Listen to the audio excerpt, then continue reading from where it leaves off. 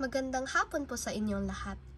Ito ang aming performance task sa Araling Panlipunan, Group 6, 7 St. Maria Goretti. Alam mo ba na ang kalikasan ay may malaking epekto sa pamumuhay ng mga sinaunang tao?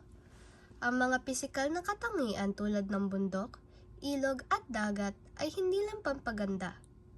Ito ang pinagkukunan ng pagkain, tirahan at kabuhayan.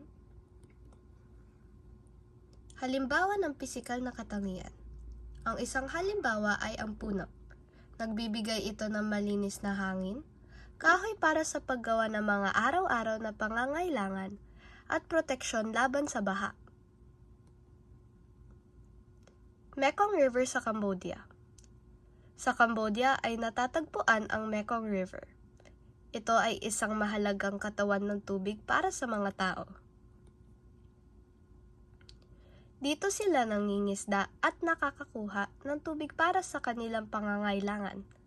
Ang mga isda ang kanilang pagkain at pinanggagalingan ng enerhiya sa araw-araw. Strait of Malacca, Kalakalan. Ang Strait of Malacca ay isa sa pinakamahalagang daanan sa kalakalan sa buong mundo. Dito dumadaan ang mga barko mula India, UK at iba pang bansa sa kabilang parte ng mundo. Dahil dito yumaman ang mga sinaunang komunidad at bansa sa paligid ng kipot. Singapore at Kalakalan. Dahil ang Singapore ay malapit sa Strait of Malacca, naging sentro ito ng kalakalan at dahil dito ito yumaman. Maraming produkto ang kinakalakal tulad ng pampalasa, tela at iba pa. At dahil dito, naging halo-halo rin ang kultura at medyo magkaparehas sa Timog Silangang Asya dahil sa mga dayuhang mga ngalakal.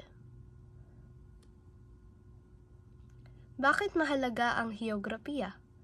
Mahalagang pag-aralan ang heograpiya dahil dito natin nakikita kung paano nabuo ang kultura, kabuhayan at paraan ng pamumuhay ng mga sinaunang tao.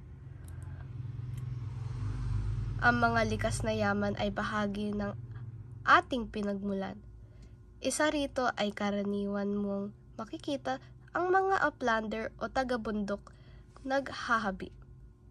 At kung naiintindihan natin ito, mas maaaalagahan at mapapahalagahan natin ang kalikasan ngayon. Maraming salamat sa pagkikinig. Sana may natuto kayo ngayon.